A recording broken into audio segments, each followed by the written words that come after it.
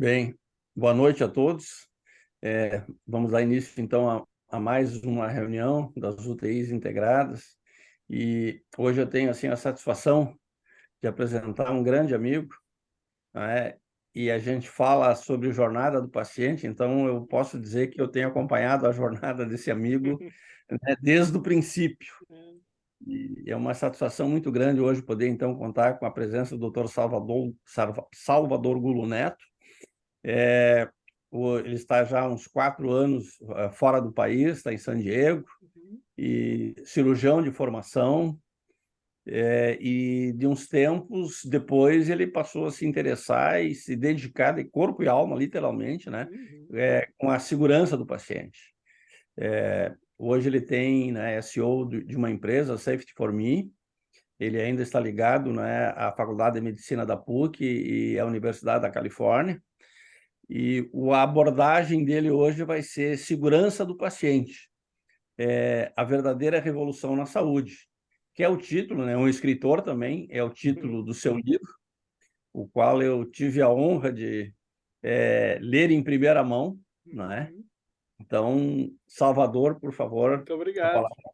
Ler, revisar e contribuir significativamente com o livro, né? Foi muito bom. O Fernando, para quem conhece ele pessoalmente, cirúrgico, né? Mandou página a página, o que mexer em cada vírgula, tal. Foi muito bom, Fernando. Muito obrigado.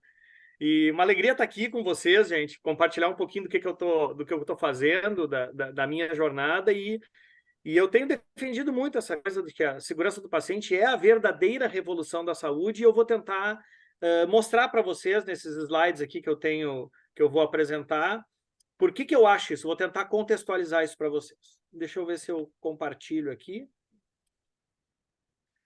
Então, deixa eu só ajeitar minhas telinhas aqui para não ficar com vocês na minha frente. Tá ok aqui, Eu já vou começar. Salvador. Perfeito. Maravilha. Então, vamos lá. Nós estamos vivendo, Ederlon, um período na história da humanidade fantástico, né? Nós estamos vivendo esse período chamado Quarta Revolução Industrial. Acho que a gente nem se dá conta, Ederlon, da mudança que a gente tem passado na vida, né? Inteligência artificial, rede social, wearables, enfim, tudo que é tipo de tecnologia, o impacto que tem isso, né? Todos vocês lembram aí, vocês são, vamos dizer, um pouco mais experientes, né? Viviam com o bip, viviam com o telefone fixo, né? E olhe lá, né? Hoje a gente sai de casa sem o telefone, parece que a gente está pelado, né? A gente precisa voltar em casa para buscar o telefone, tamanha a adição e a necessidade que a gente tem do equipamento, né? E aí esse boom todo de tecnologia trouxe junto a tal da disrupção na saúde, né? Que nós vamos realmente inventar ou reinventar a saúde baseado na tecnologia, né? Então, a inteligência artificial para tudo que é lado, os radiologistas estão apavorados que a radiologia vai acabar, o ChatGPT entrou agora para gerar conteúdo, o wearable para fazer coordenação de cuidado e tal. E eu quero trazer, no início da minha apresentação para vocês, uma provocação, né? Será que a gente precisa dessas novas tecnologias para revolucionar o mercado da saúde? Esse é o meu ponto de inflexão para a gente poder trabalhar um pouquinho. Para eu contar um pouco dessa história, eu vou trazer a minha história pessoal, não porque a minha história pessoal é diferente, mas só para que a gente possa fazer reflexões ao longo da minha caminhada e como eu cheguei aonde eu estou hoje, né? Então, eu comentava com os colegas, fui aluno do Fernando, me formei na PUC em 1996, né? Sou esse gurizinho aqui cheio de ambições, né? 22 anos aqui no meio da foto. Queria ser cirurgião, trabalhei com transplante muitos anos, trabalhei com transplante de rim e pâncreas, né? Essa aqui é a nossa equipe que trabalhava com a cirurgia geral lá no hospital, e alguns deles me auxiliavam também no programa de transplante de rim e pâncreas. Foi um programa de relativo sucesso aí, fizemos 78 casos de transplante de pâncreas lá no Hospital da PUC, e estar trabalhando com o transplante acabou me aproximando de uma coisa que a gente não trabalha durante a nossa faculdade, a nossa formação acadêmica, que é gestão, né? Fernando deve se lembrar, na época, quando eu fui convidado a ser assessor da direção técnica do Hospital da PUC, e comecei a me envolver, então, com indicadores, com planejamento estratégico, com plano de ação, enfim, com coisas que não é o dia a dia do médico, né? Que realmente a gente não tem durante a nossa formação. Mas o grande ponto que talvez tenha marcado a inflexão dessa carreira foi no ano de 2013, que eu já atuava como assessor da direção técnica, e o Ministério da Saúde publica, lá no 1º de abril de 2013, o Programa Nacional de Segurança do Paciente, né? Era a portaria do Ministério da Saúde, a 529, e a RDC número 36, da Anvisa, que então determinava que os hospitais escola ou hospitais acima de 100 leitos deveriam ter, em até 6 meses, a constituição de um núcleo de segurança com um plano de segurança do paciente para ser implementado nos próximos meses. E aí, na época, então, o meu diretor era o Dr. Plínio Medalha, que era obstetra, ele me chamou e me entregou essas portarias e disse assim, olha só, Salvador, tem um núcleo de segurança aqui, que nós vamos ter que montar isso aqui agora, e tu é meu assessor, eu gostaria de que tu fizesse parte desse núcleo. Eu peguei essa portaria, peguei essa RDC, fui para casa ler, e aí no outro dia eu voltei e disse assim para o Dr. Plínio, eu acho que isso aqui não é para nós, doutor Plínio, eu acho que isso aqui é coisa mais para um administrador, para um enfermeiro. E aí o doutor Plínio fez o que para mim foi um dos grandes presentes que ele me deu na vida, foi o seguinte, eu não perguntei, tem que ter um médico nesse núcleo de segurança, Salvador, tu é o meu assessor, eu preciso que tu esteja no núcleo, tu vai me ajudar a montar esse núcleo de segurança do paciente. E assim eu fui, então, peguei, né, manda quem pode, obedece quem precisa. E aí eu conheci essa pessoa no centro aqui, que está usando essa camisola branca aqui, que é a enfermeira Fernanda Boas, que já trabalhava com segurança do paciente. Você sabe, segurança do paciente é uma coisa que nasce nas escolas de enfermagem, né? O cuidado, ele está muito mais ligado à enfermagem do que propriamente a nós na medicina, né? A gente é muito bom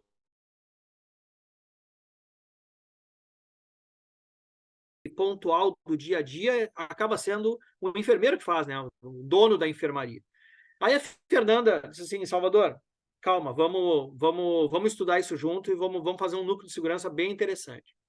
E aí ela me trouxe de presente para ler o relatório O Erro é Humano, que eu acho que todos vocês aqui já ouviram falar, alguns já devem ter lido, né? O relatório foi publicado pelo Instituto de Medicina, né? O Instituto of Medicine, em 99. Pela primeira vez a gente assume que a gente erra, né? E não só a gente erra, mas que a gente causa dano aos nossos pacientes, né? Naquela época, eles estavam falando que os Estados Unidos teriam em torno de 98 mil óbitos por ano, por eventos adversos nos hospitais aqui americanos, e que a incidência seria de aproximadamente 2 a 4% de todas as internações. E eu confesso para vocês que eu fiquei estarrecido, né? Eu disse, cara, como é que alguém se forma médico sem ter noção disso aqui? E aí começamos a trabalhar, né? E assim, para quem não está muito ambientado, eu sempre trago esses dois conceitos básicos aqui de, primeiro, evento adverso, né? Então, é todo evento ou circunstância que resultou ou que poderia ter resultado em dano desnecessário ao paciente. Isso aqui não é nomenclatura minha, né? Isso aqui é uma nomenclatura que foi definida em 2009 pela OMS, né? Então, é alguma coisa algum fato que aconteceu que poderia ter resultado ou que resultou em dano desnecessário ao paciente. E a segurança do paciente, então, é a ciência que trabalha com a redução dos riscos de danos desnecessários associado à assistência em saúde. E olha só, termina com uma frasezinha, até um mínimo aceitável. Porque a gente sabe, como diz o relatório, que o erro é humano e os erros vão acontecer. Mas a gente tem que tentar tornar isso um mínimo aceitável. Também isso é a literatura da OMS 2009.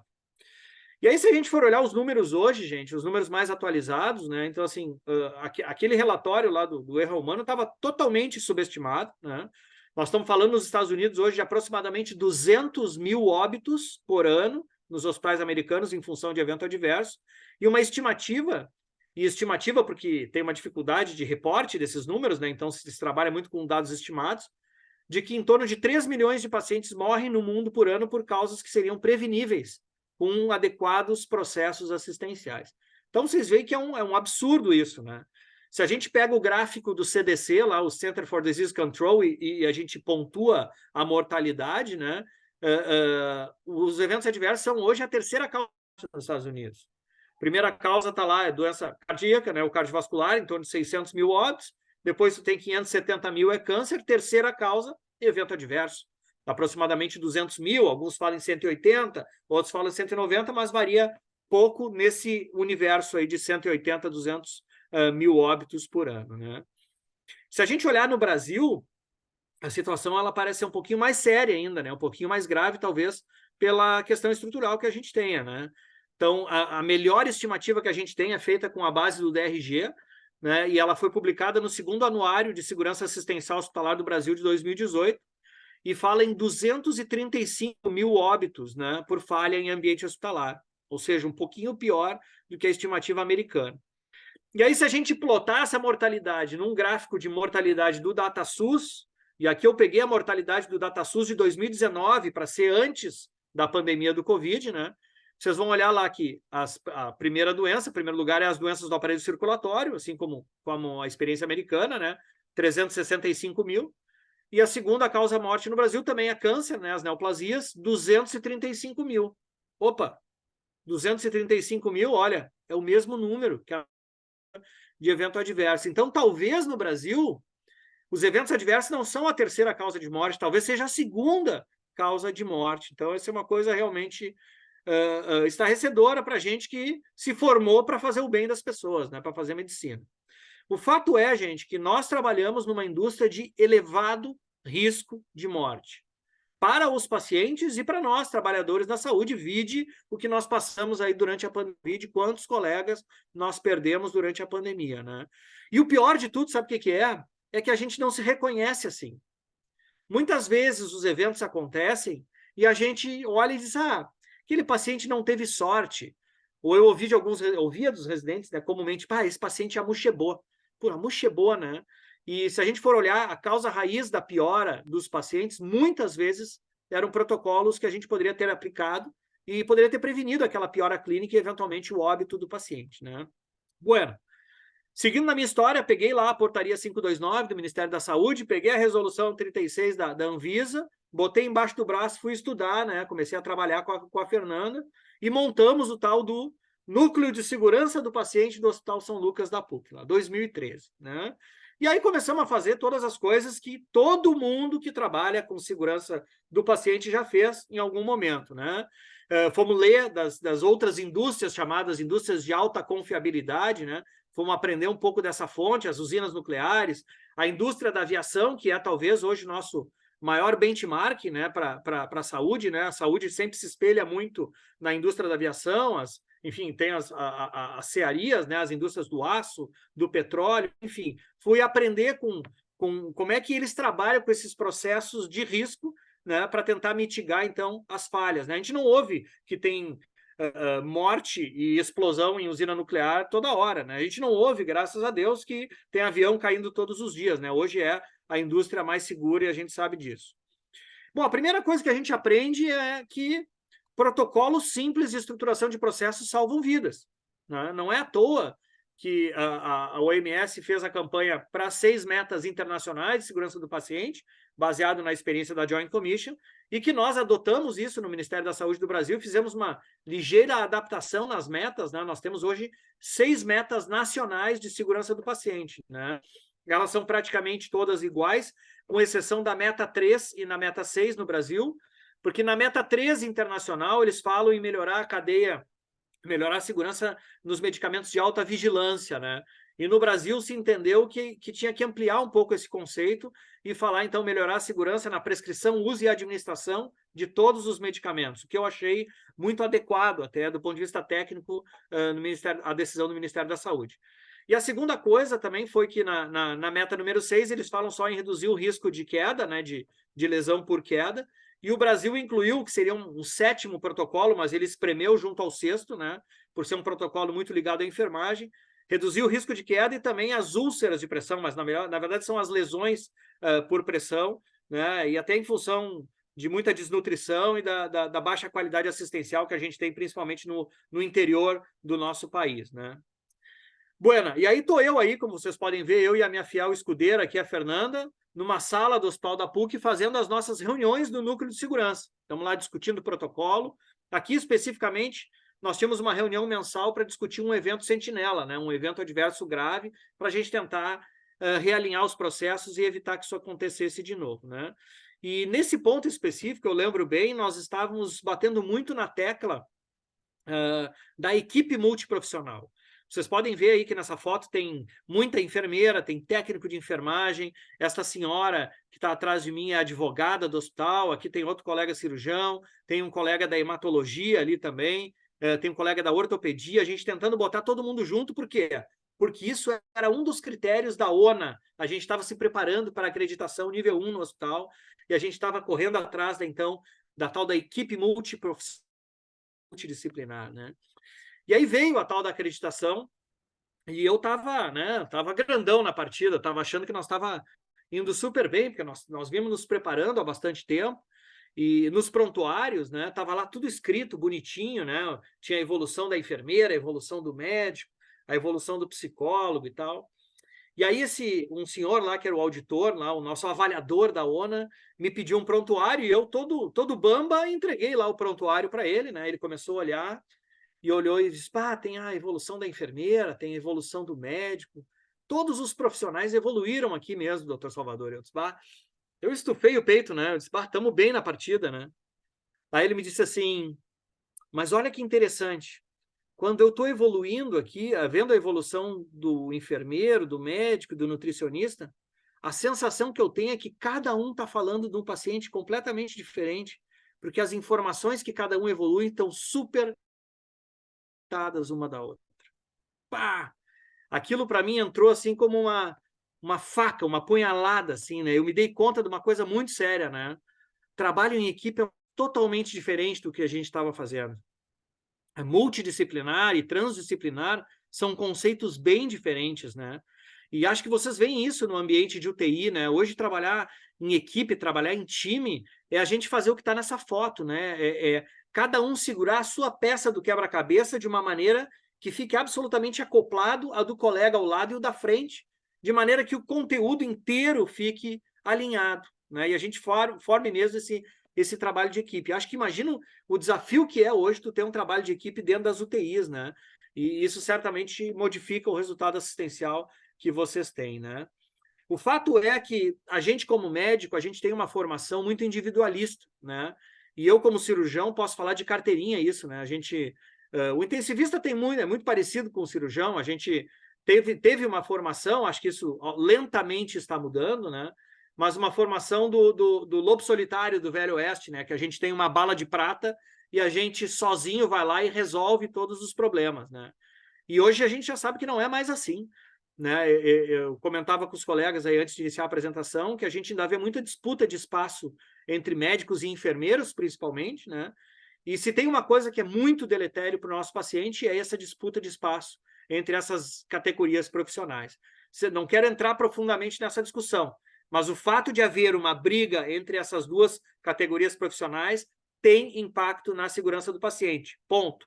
Usem essa informação como acharem adequado, né?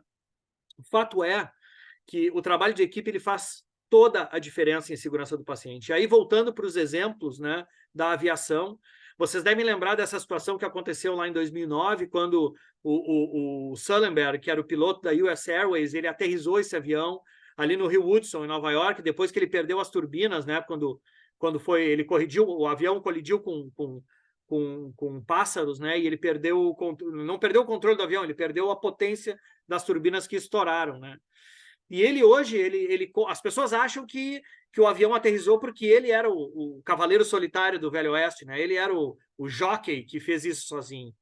E ele mesmo conta de que isso só foi possível troca de comunicação, um alinhamento de protocolos de segurança que fizeram eles ter esse resultado espetacular que eles tiveram, né? Então, hoje, o Sullenberg, ele faz parte, né, do board, do futuro board nacional de segurança do paciente, do governo dos Estados Unidos, né? E ele é consultor hoje do mercado da saúde aqui nos Estados Unidos, e não é à toa, né? Para tentar trazer esses conceitos. Tem um livro muito interessante, para quem quiser anotar, que chama Beyond the Checklist, né? Que é o livro que fala o que a gente pode, o setor saúde pode aprender com o setor de aviação. Até estava com ele aqui, eu não me lembro o nome da autora agora, mas eu estou com ele aqui, eu posso pegar depois para vocês. E é natural, gente, que a dificuldade para que esses protocolos, esses processos sejam implementados, a dificuldade aumenta quando o piloto não comprou a ideia, né? Eu sempre dou o exemplo de cirurgião, porque eu posso falar por causa própria, mas Dá para falar certamente de intensivista ou de qualquer outro colega médico, né? E o grau de evidência científica disso aqui é assustador. Vamos pegar aqui um exemplo que eu coletei do site lá da Joint Commission, né? A Joint Commission, ela publica periodicamente a análise da causa raiz dos principais eventos sentinelas que aconteceram nos Estados Unidos na rede de hospitais que tem a acreditação da Joint Commission. Aqui eu peguei um reporte deles aqui de 2013, só para vocês terem uma ideia, e o resultado ele não muda muito, né? Então, olha só, das causas raiz reportadas nesse período aqui, de junho de 2013, 62% tinha como causa raiz a liderança. Estava desalinhado. 65% era falha de comunicação entre as equipes. E 70% fatores humanos. Então, vocês vejam a importância que tem da gente estar dentro desse circuito, né? O médico, ele é o líder natural do processo. De maneira nenhuma a gente vai tirar isso. Não existe enfermeiro, gestor, administrador que vai tirar a liderança do processo, porque o médico é que recebe o paciente, é ele que faz o diagnóstico, ele que encaminha a terapia. Tá tudo certo, mas nós precisamos ser mais do que médicos, a gente precisa ser líder. A gente tem que liderar um time para ter o melhor resultado assistencial. Ser o líder do processo não nos isenta de, por exemplo, seguir todas as metas de segurança, de fazer reporte de notificação do sistema de notificação, de fazer plano de ação e revisar, de fazer disclosure com os pacientes. A gente tem que assumir esse papel de liderança para que as coisas realmente funcionem, né? Melhorar muito a comunicação entre os profissionais, parte da gente, enquanto médico profissional, líder nesse processo. Eu tenho outro exemplo para contar para vocês, que é da campanha da cirurgia segura, né? A gente implementou o checklist da cirurgia segura lá no hospital, e eu imprimi, né, esse cartaz aqui com o sign-in, o time-out e o sign-out, né, para a gente poder fazer as 3 etapas lá, e fiz uma breve explicação para os cirurgiões e botei um acrílico em todas as salas do bloco cirúrgico, do centro cirúrgico. E eu era o único cirurgião, quando começou isso aqui, que fazia as 3 etapas. Né? Óbvio, né? Eu sou do núcleo de segurança, alguém vai ter que fazer isso primeiro, né? E aí eu comecei a perceber que tinha vários colegas que paravam na porta da minha sala cirúrgica para olhar para dentro e ver o que eu estava fazendo. E estavam dando risada do que eu estava fazendo. E aí depois eu fui falar com eles, depois da cirurgia, para entender o que estava acontecendo, e eles perguntaram que tipo de teatro era esse que eu estava fazendo, que eu já operava há quase 20 anos, e eu precisava ficar falando o nome do paciente, eu precisava ficar falando da lateralidade, as pessoas na sala precisavam ficar se apresentando. Olha a mentalidade e a prepotência dos colegas, né? Aí tu tem que andar com o material embaixo do braço, dizer para eles que o projeto de cirurgia segura, ele é uma das campanhas internacionais, uns desafios globais da Organização Mundial da Saúde, né, e foi baseado em números assustadores, né, em torno de 1 milhão de mortes por procedimento cirúrgico. Se realizou um ensaio clínico randomizado, multicêntrico, que foi capitaneado por nada mais, nada menos do que o Atul Gawande, que é um urologista, professor de Harvard, e ele mostrou lá nos resultados dele que a simples utilização de um checklist para a cirurgia reduzia a mortalidade perioperatória de 1,5% para 0,8%. E que as complicações reduziam de 11% para 7%. E aí tem alguns dados super interessantes, que não, isso aí aconteceu porque lá nos Estados Unidos os caras têm grana. Negativo. O ensaio que eles fizeram incluiu hospitais em países desenvolvidos e em países em desenvolvimento. Checklist é uma folha, gente. É só uma folha de papel. Não tem ciência de foguete e não tem grandes investimentos financeiros. A questão é, mindset, é a gente mudar a cabeça das pessoas.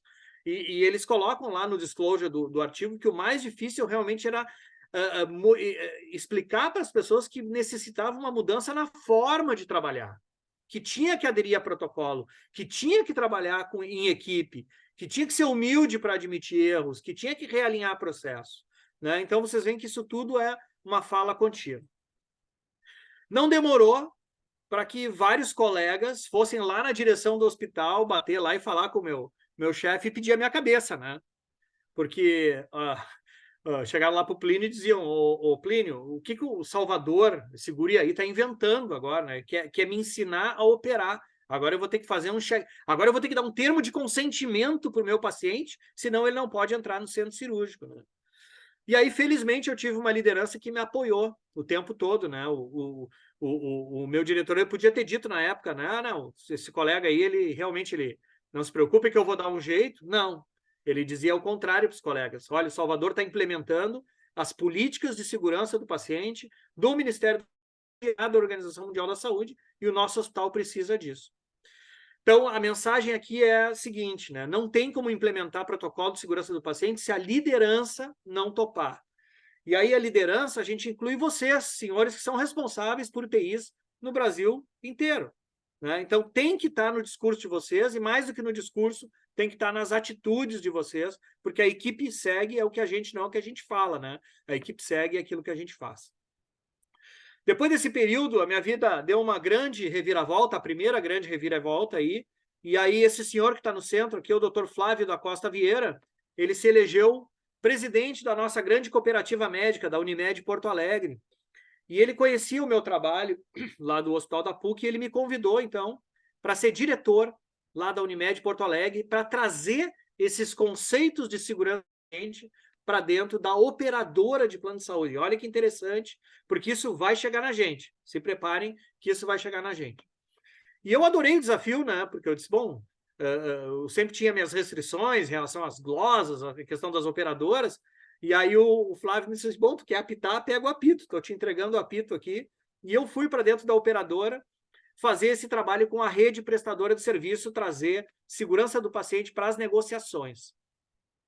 E aí eu aprendi umas coisas muito interessantes, que eu não sei se isso está muito claro para vocês, né? A primeira delas é que evento adverso custa muito caro. Muito, muito, muito caro. Então, olhem essa tabela aqui, que fala uma tabela com dados da ANS, né?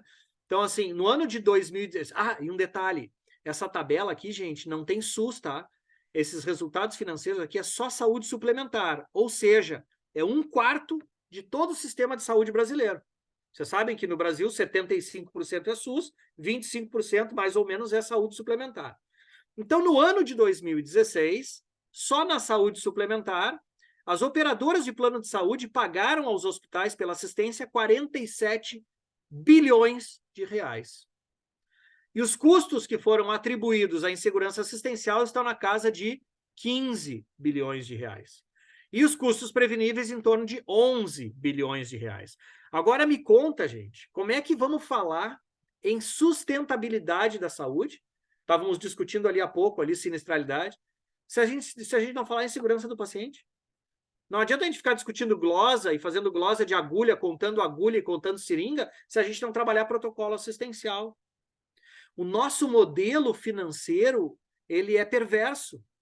Porque o paciente que complica é o paciente que mais paga. E vocês na UTI veem isso. Quanto é que custa hoje fazer um tratamento com anfotericina lipossomal? Um tratamento. Esse paciente, certamente, só a anfotericina lipossomal vai pagar mais margem financeira para o hospital do que se esse paciente tivesse feito uma cirurgia eletiva sem complicação. E, de novo, não é o Salvador que está dizendo isso. Quem está dizendo isso é o professor Michael Porter, que publicou lá em 2006 a necessidade do sistema de saúde redefinir a saúde, né? Redefining healthcare, né? Criando o que eles chamam de value-based care, ou saúde, né? A tradução livre para nós seria saúde baseada em valor, onde a gente começa a remunerar os serviços de vocês, o nosso serviço médico, pela qualidade. Olha que interessante se a gente pudesse pagar a UTI de vocês, ter um FII fixo pelo atendimento, agora ter uma bonificação semestral ou anual pelos indicadores assistenciais, pela taxa de mortalidade, pela taxa de extubação ou necessidade de reintubação, pela taxa de infecção relacionada à ventilação mecânica, pneumonia aspirativa, e assim por diante, né? Infecção associada a catéter. Olha que interessante seria esse modelo de realmente premiar o trabalho de vocês, pagar um bônus, né, em função da qualidade e não do volume de atendimento, né? Existem alguns trabalhos na literatura que falam sobre essa transição, e não é muita coisa, não, porque o sistema de saúde está tendo dificuldade de fazer essa transição. E por que está tendo essa dificuldade? Porque no modelo atual de fee for service, os gestores de saúde eles não precisam dos médicos. Eles mandam as contas para as operadoras que nem lista de supermercado. Tantas gases, tantas ampolas de antibiótico, tantas diárias, tantos litros de oxigênio, né, tantas refeições, manda essa lista e cobra a conta. Agora, para eles mandarem qualidade assistencial, eles precisam da gente. Eles são dos médicos para medir desfecho, para medir mortalidade, para medir sobrevida, para medir incidência de infecção de catéter. Eles vão precisar dos médicos. E aí complica o processo de reporte. Mas, nos Estados Unidos, vocês sabem, esse processo ele foi meio goela abaixo, através de um plano que ficou mundialmente conhecido, que é o Obamacare. Né? O Obama, quando entrou aqui, ele disse, olha, a partir de agora nós vamos pagar uma tarifa fixa pelos serviços e vocês vão receber o bônus da remuneração dependendo da qualidade, né? Que é o Affordable Care Act, né? O ACA, que ele fundou, que ele implementou lá atrás, no primeiro governo dele ainda. Né? E foi uma gritaria. Né? Os gestores, principalmente, odiaram o Obamacare.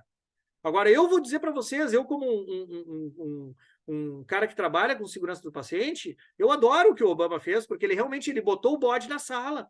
E ele mostrou, nós temos que receber pela qualidade do nosso serviço. Né? Então, vocês veem essa publicação, eu deixei aqui os links abaixo, depois eu vou mandar para o Fernando compartilhar com vocês. Tá?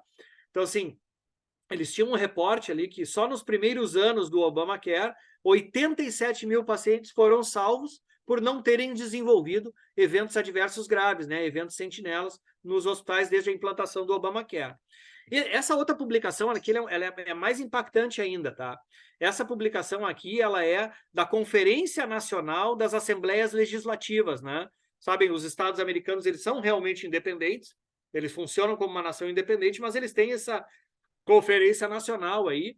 E aí, olha esse reporte deles aqui.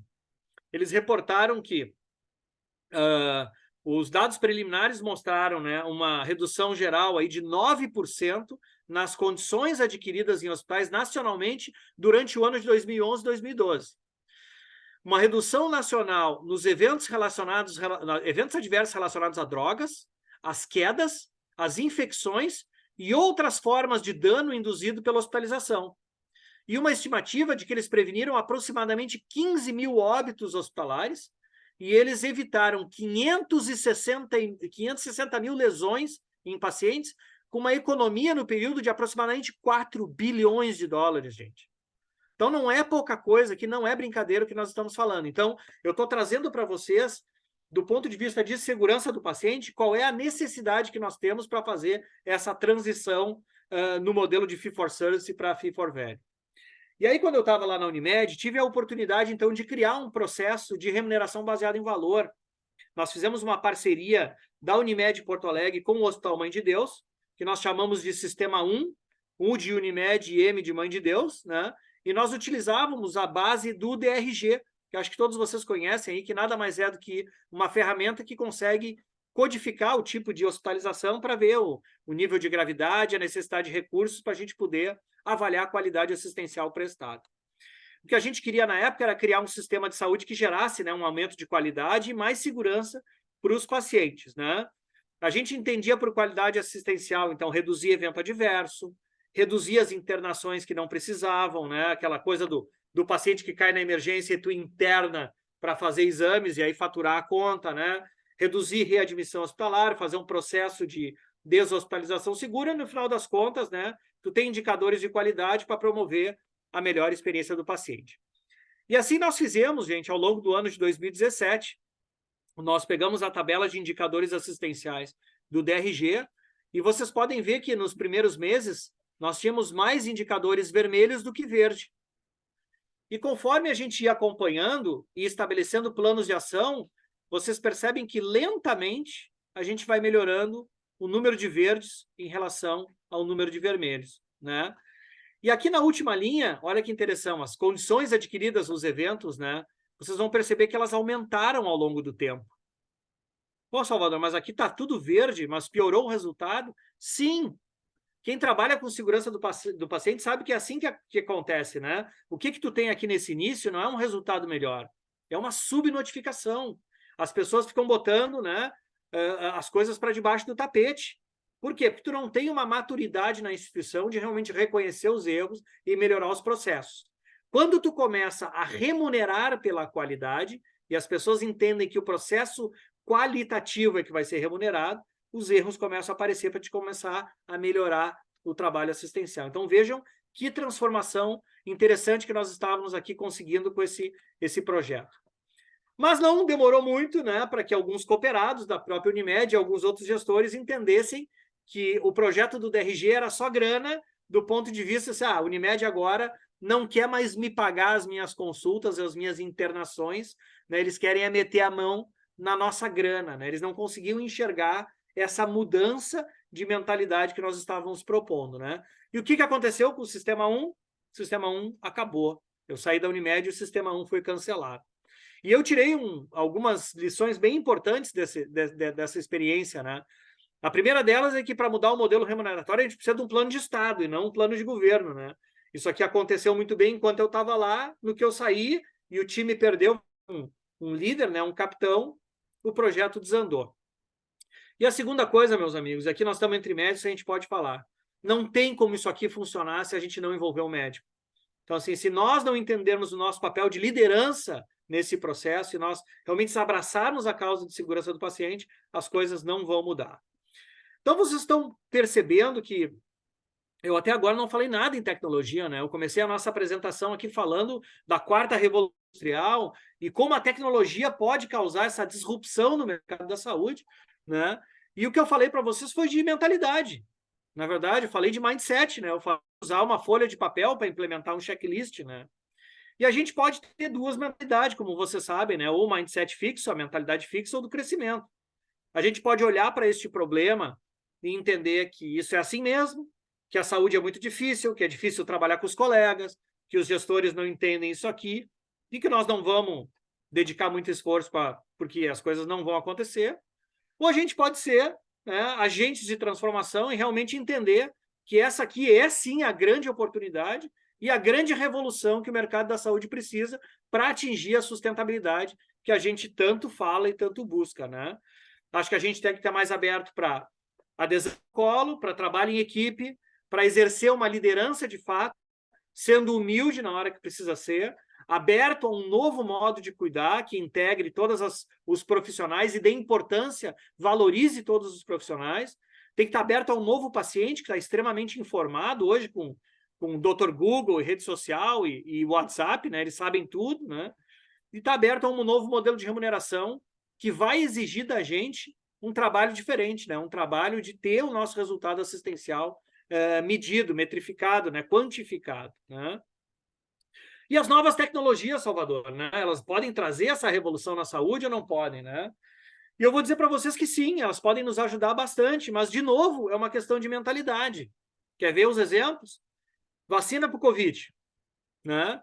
Então, assim, tecnologia está aí, né? Manipulação gênica, nós conseguimos fazer vacina de RNA mensageiro aí em tempo recorde, em menos de um ano nós conseguimos fazer, a Pfizer conseguiu botar no mercado a vacina e o impacto que ela teve para a gente realmente acabar com a pandemia, mas assim, não é nenhum nem dois médicos que é contra a vacinação.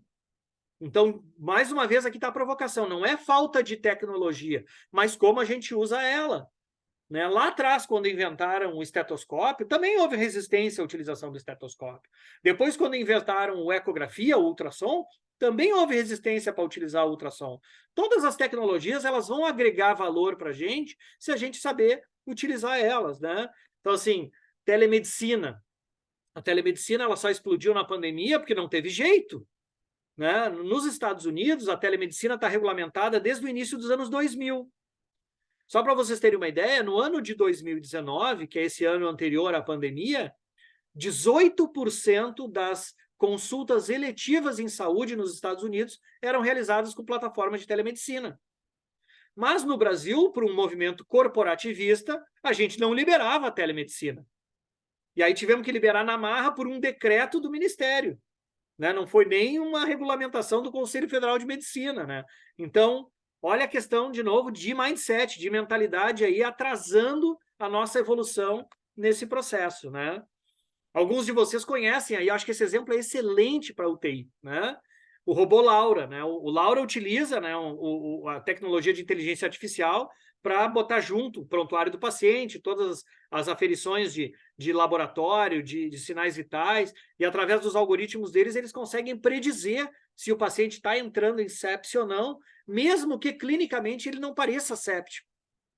Pergunto aos senhores intensivistas, vocês prescreveriam um protocolo de sepse para um paciente que clinicamente não tem diagnóstico de sepse, mas que o robô Laura disse, cara, inicia o protocolo de sepse nesse cara porque ele vai piorar nas próximas horas. Se eu tiver Olha com que o banquinho, interessante. não. Oi? Se eu estiver com o banquinho, não. Tá vendo só?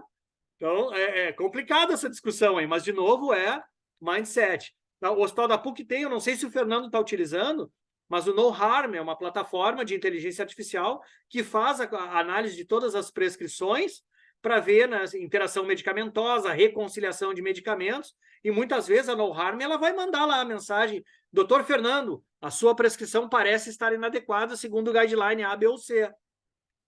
Como é que a gente age com isso? A gente volta a ser o cavaleiro solitário do Velho Oeste com a bala de prata, ou a gente para olhar aquela informação e olha com profundidade, né? Faz o exercício da humildade e diz, bom, talvez esse cara aqui tenha razão, né? Eu tenho trabalhado com uma plataforma que está mexendo bastante no mercado, gente, chama Safety for Me. A nossa missão é ouvir os pacientes para transformar o cuidado. A base da nossa empresa é a seguinte, muitos mercados foram transformados, não é por causa da tecnologia, mas porque a prestação de serviço mudou o processo em função do desejo do usuário final. Então, vamos dar um exemplo do Uber. Né? O Uber ele tem um serviço que é melhor para o usuário final, e por isso que acabou com o táxi, acabou com o ônibus, acabou com a lotação. Por quê? Porque o serviço está de acordo com a necessidade do usuário final. E eu sempre entendi, né, que a gente, para fazer a verdadeira revolução no mercado da saúde, precisaria ouvir mais o nosso usuário final, que é o nosso paciente. Então, eu comecei a trabalhar conceitos de segurança do paciente para o próprio paciente, né? E montei podcast, montei vídeos, montei um sistema de avaliação para que o próprio paciente registre a percepção que ele tem sobre a segurança do paciente quando ele é atendido. Então, é uma plataforma que visa conectar os pacientes, os seus familiares e cuidadores com os gestores de saúde para trazer a experiência que o paciente tem com a execução das 6 metas nacionais de segurança do paciente. E aqui apresento, porque tenho autorização do hospital para apresentar, né, os indicadores da PUC. Né? A PUC hoje tem um índice de percepção em segurança do paciente, que foi usado pelos próprios pacientes, que está na ordem dos 52%, e coloca o hospital na zona de qualidade. Quando a gente abre isso para cada uma das metas de segurança, aqui estão os valores do hospital da PUC. Ó. Os pacientes percebem que o hospital relativamente reconhece bem a identificação correta, as equipes se comunicam relativamente bem, o processo de cirurgia segura e de prevenção de quedas está relativamente bem, mas ainda tem muita oportunidade de melhoria, principalmente na cadência de medicamentos e com a questão da higienização das mãos. E aqui mais uma questão de mindset. Nós, enquanto médicos, estamos prontos para ouvir o que o paciente pensa? Eu me lembro de um cirurgião aí que foi professor que disse assim, não chega muito perto dos pacientes. Mantenha uma distância para te poder tomar as tuas decisões de uma maneira adequada. É esse o modelo? Ainda o nosso modelo futuro, ele é um modelo um pouquinho diferente, né? Então, provocações aqui para a gente fazer um debate, né?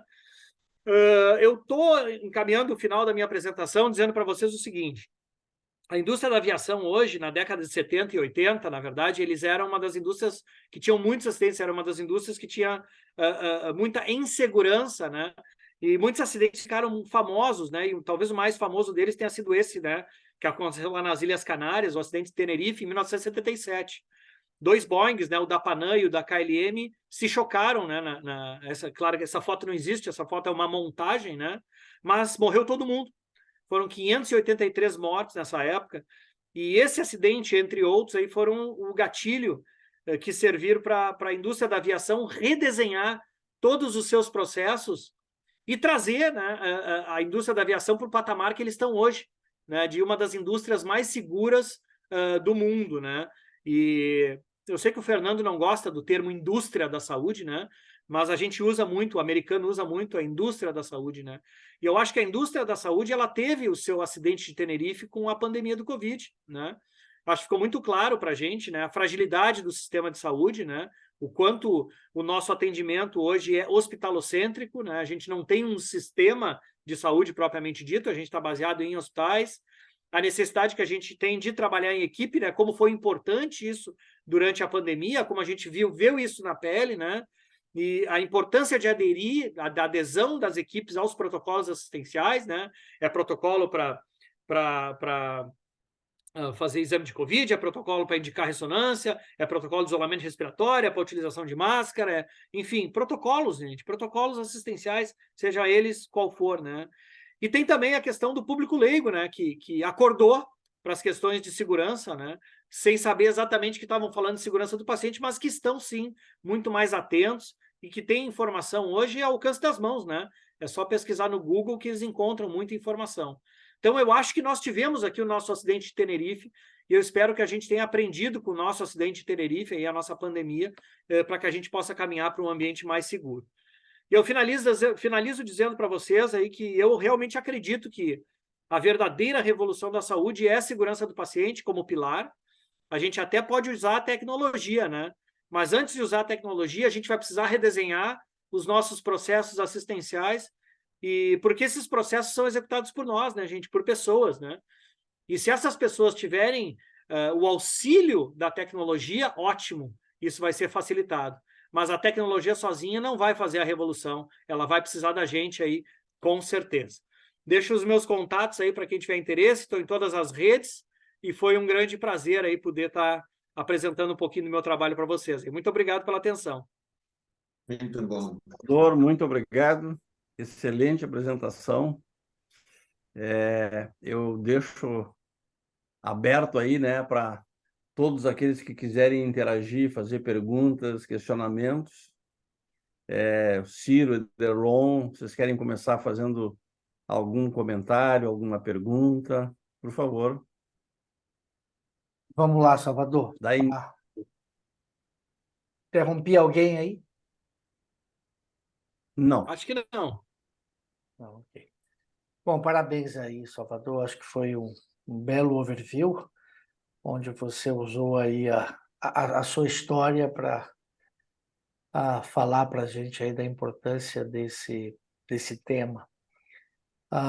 Eu vou começar aí a abrir para a gente discutir, provocando aí, trazendo a coisa para dentro da terapia intensiva. Você chamou a atenção aí para a questão do cuidado baseado em valor, né? Eu acho que essa é a questão do momento, né? Nós temos que estar atentos a isso. E óbvio, dentro desse conceito, qualidade e segurança são cruciais, são fundamentais. E óbvio, se a gente pensar em todos os benefícios que isso traz, pensando no paciente, pensando no provedor, pensando na equipe, pensando na sociedade, enfim, acho que isso é indiscutível. A gente vive aí uma dificuldade, um drama, que é de trazer isso para a nossa prática, né? Aplicar isso do dia a dia. E você chamou a atenção aí para uma questão que eu acho que é prática e fundamental dentro disso na terapia intensiva, que são os modelos de remuneração. A gente ainda está muito atrelado ao fee-for-service, né? E a ideia do pay for performance ainda é uma novidade.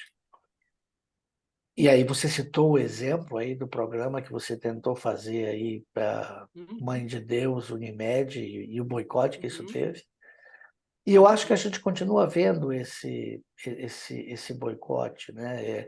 Quando a gente pensa, por exemplo, na questão mais habitual da aplicação desse conceito, que é a criação dos pacotes, que não é bem o que você usou lá das DRGs, né? Que você criava um pacote qualificado, de acordo com o diagnóstico. De uma maneira geral, as operadoras definem um valor fixo para todo mundo, e a gente acaba criando as corruptelas e subverte isso, internando na UTI todo mundo, e aí você acaba liquidando com isso. Bom, Uhum. me parece que o nosso grande desafio, de alguma forma, é convencer aos profissionais da saúde da vantagem dessa mudança para eles, né? E esse eu acho que talvez seja o ponto principal. Na tua opinião, na tua impressão, quais seriam os caminhos que a gente poderia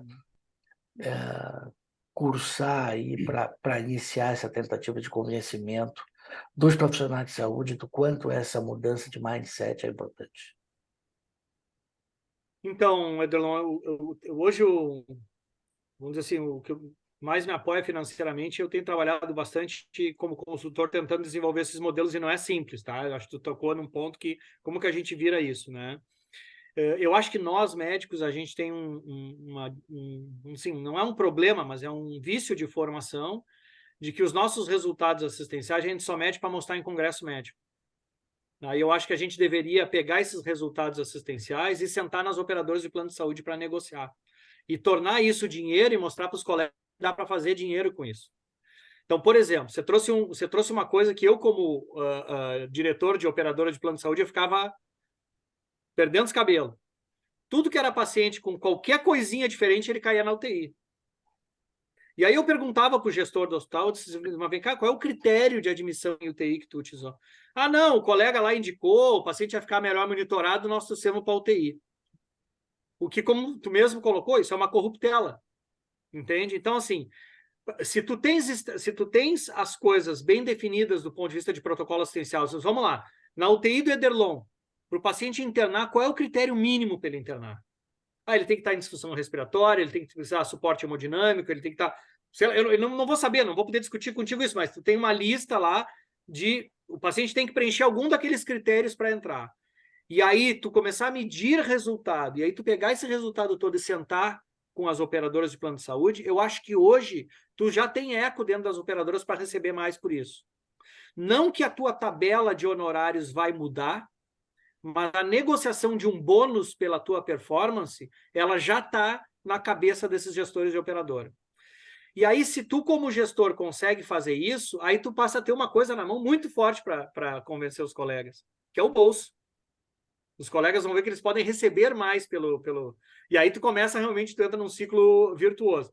Eu tô tentando aplicar isso para dentro da UTI, porque eu nunca fiz nenhum modelo em UTI, tá? Eu tenho feito muito esse modelo de negociação baseada em valor com oncologista e com reumato, por causa do valor dos biológicos, né? Vocês sabem que hoje a curva A das operadoras de plano de saúde é o custo do Zumab da vida, né? Toda semana tem um Zumab novo e qualquer terapia de Zumab, primeiro que é pro resto da vida, né? Antes tu não sabia, antes tu dava um corticoide pro cara, dava prednisona, dava uma cloroquina, mandava o cara para casa. Agora ele tem que fazer um Zumab, não sei quantas doses, a cada 6 meses, e é um paciente crônico, né?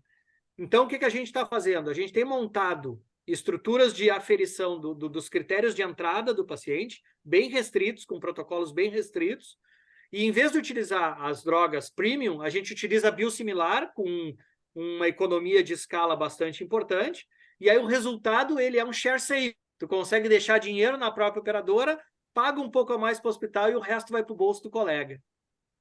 Eu não tenho bem claro isso dentro da UTI, como é que seria, tá? Mas eu acho que passa pela estruturação dos indicadores assistenciais. Se tu não mede, a gente não tem nem por onde começar a conversa. Você né? sabe, Agora, Salvador, se tu tem resultado, a gente poderia. Você sabe, Salvador, que isso nem é tão difícil. Para você ter uma ideia, nós abrimos uma discussão junto com o ministro da Saúde, na época era o Mandetta, na época que o Ciro era presidente da AMIB, e nós chegamos com o ministro e dissemos: ministro, o SUS remunera as UTIs de uma maneira insana, remunera baseado em diárias. Portanto, o SUS está sugerindo que as UTIs sejam ineficientes. Quanto mais tempo o paciente ficar internado, melhor essa UTI vai ser remunerada. E nós temos uma sugestão de mudança que está fácil. Por exemplo, o SUS, algum tempo atrás, criou uma RUI, Rede de Urgência e Emergência. E aí ele criou uma remuneração de que os hospitais que as UTIs oferecessem leitos para atender pacientes da emergência, esses leitos seriam remunerados com o dobro do pagamento da diária. Olha aí. E isso não se Eu traduziu... me lembro, isso era o SOS Emergência, não era o nome desse...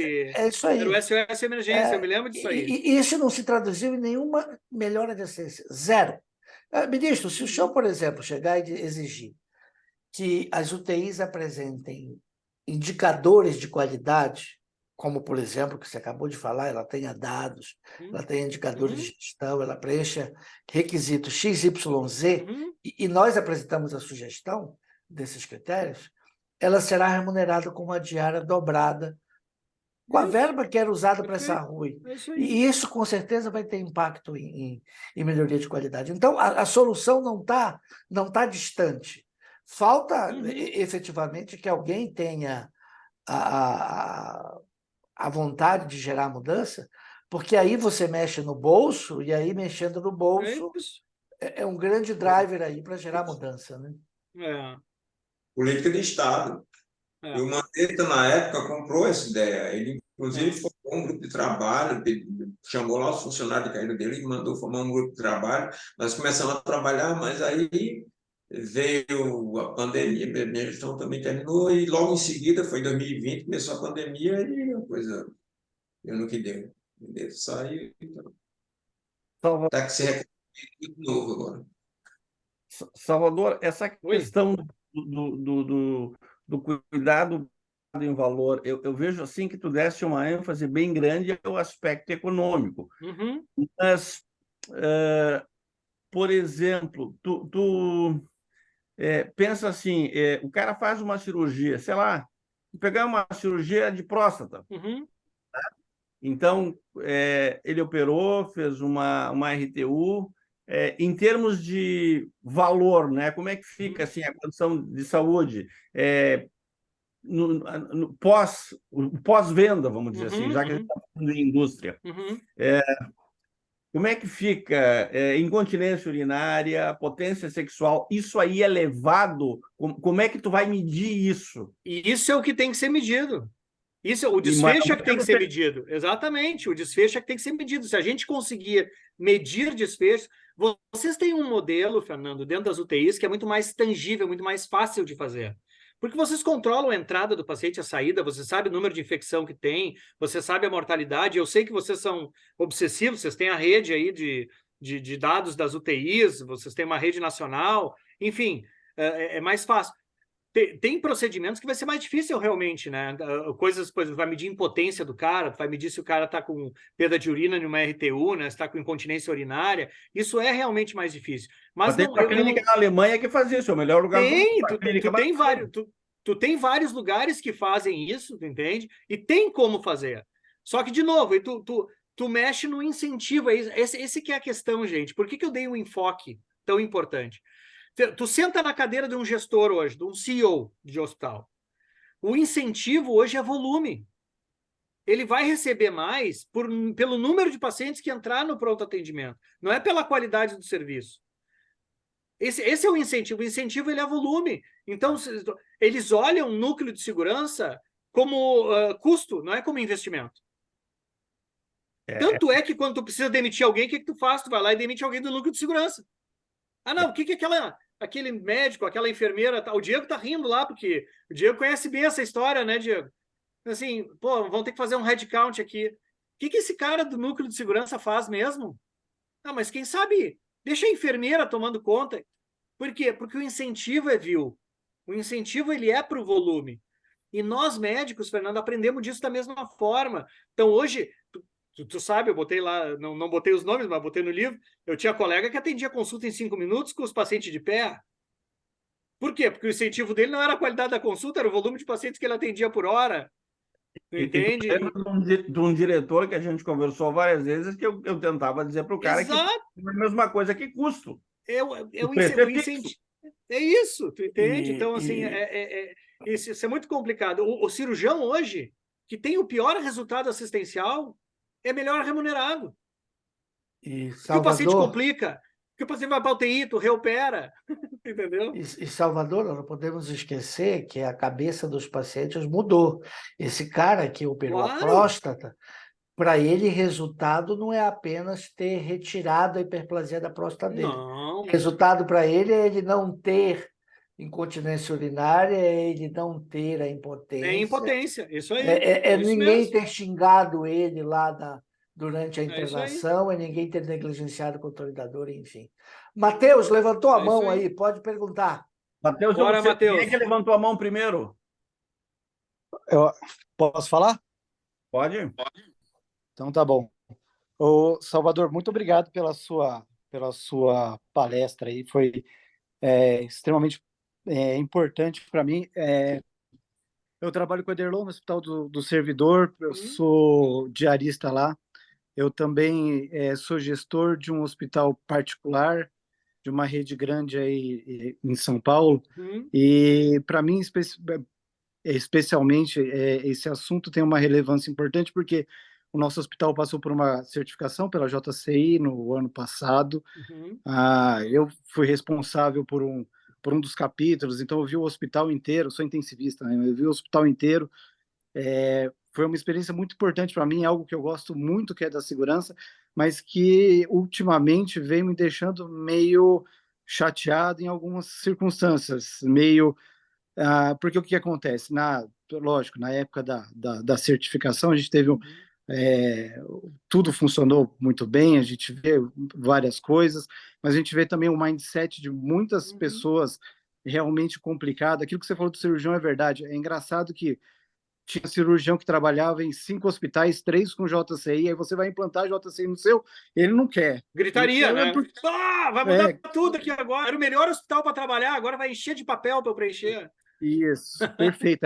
Esse o mindset. Isso aí. E aí, uma das provocações assim, que eu queria são duas coisas. Uma é como mudar isso, na verdade, né? Como fazer essa educação, como tirar do escritório de qualidade aquilo que a gente conversa e tudo mais, para colocar lá na ponta, na prática. Isso é um desafio muito grande para a gente. E a outra coisa que você falou, que eu acho que é muito importante, é quem vai colocar o bode na sala. Para mim, eu acho que o que chega mais perto, pelo menos no sistema privado aqui no Brasil, talvez sejam as operadoras mesmo, que devem brigar por isso, devem colocar esse bode na sala, mas é triste quando a gente vê, principalmente depois que passa, né, você consegue o título e tudo mais, e como isso vai se perdendo ao longo do tempo, ao longo dos próximos meses, por conta de que já não vale mais a pena investir tanto. Aquilo que você falou, né? A maior parte dos gestores, infelizmente, veem a qualidade, na verdade, como um custo e não como um investimento. Obrigado pelas tuas perguntas aí, Matheus. Acho que perguntas que são relativamente recorrentes aí nas nossas conversas. E a primeira delas eu te responderia o seguinte, né? O que eu sugiro sempre de estratégia é que no universo dos cirurgiões, por exemplo, tu sempre pega 2 ou 3 que são campeões, que são caras assim que vão estar do teu lado sempre, né? E aí vai com esses caras e pegar, por exemplo, pega esse ensaio clínico ali do Atul Gawande ali, né? Entrega na mão deles e pede para ele começar esse trabalho contigo, tu entende? Aí é um é dois.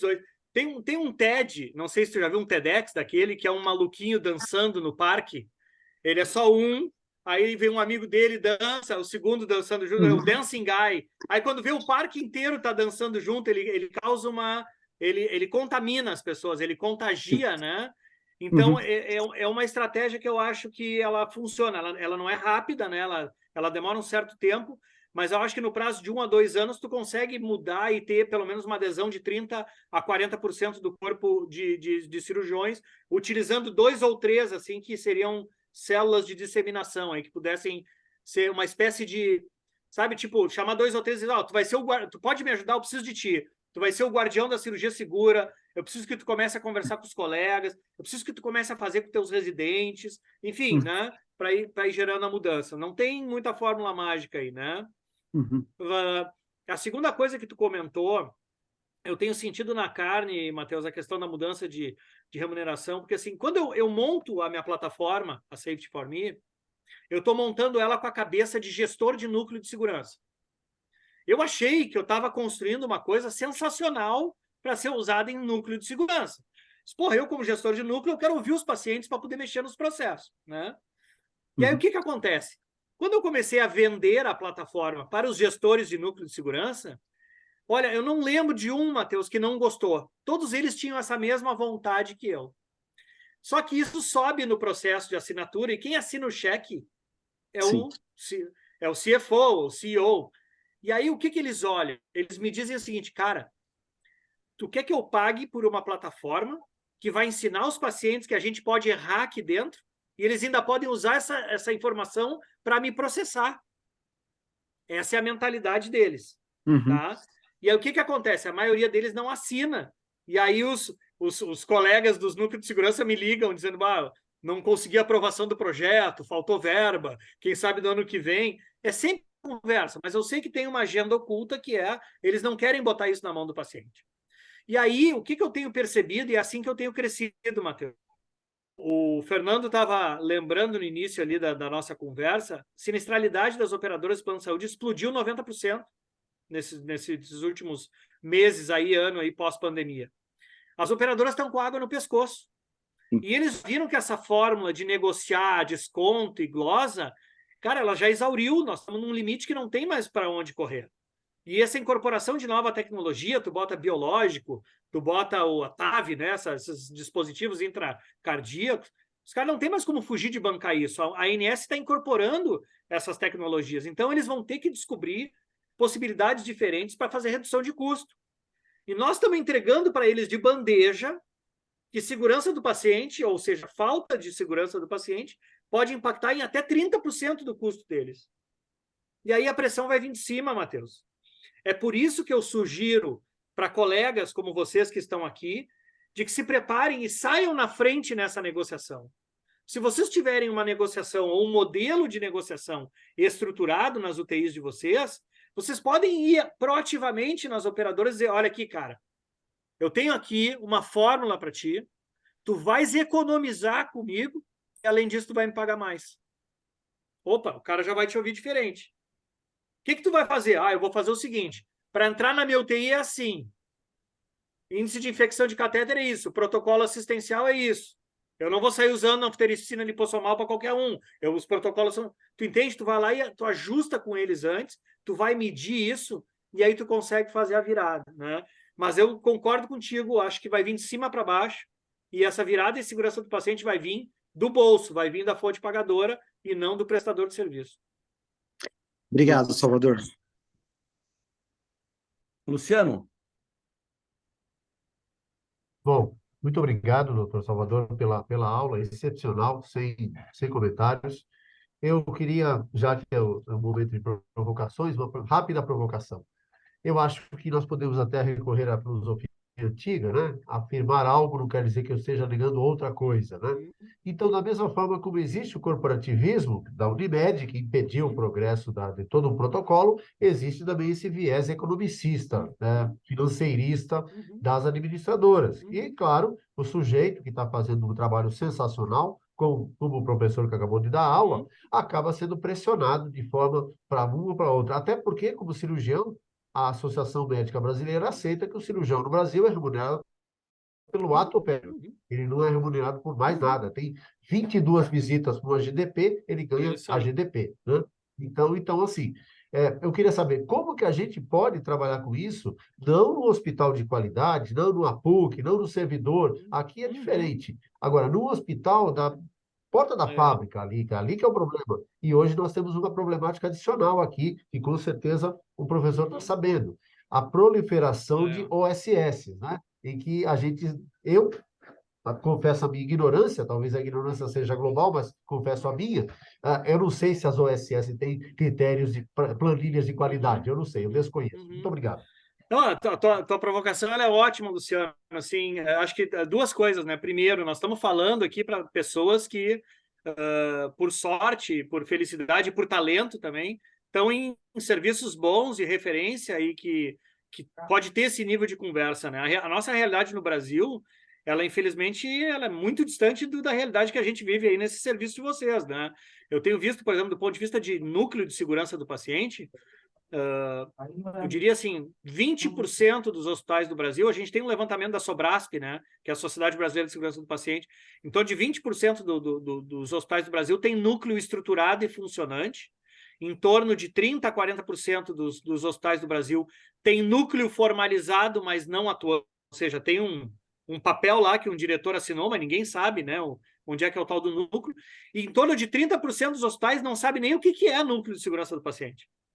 Estão ainda, né, remando numa dificuldade. E aí, se tu agrega isso, do ponto de vista de tecnologia, 30% dos hospitais do Brasil tem prontuário eletrônico. Isso sem falar em internet, né? Não estou nem falando, muitos, por exemplo, pega um hospital da PUC lá, o hospital da PUC hoje tem o prontuário eletrônico, mas assim, são poucas as áreas do hospital que tem internet, né, Fernando? Até onde eu saiba, tu não tem nem...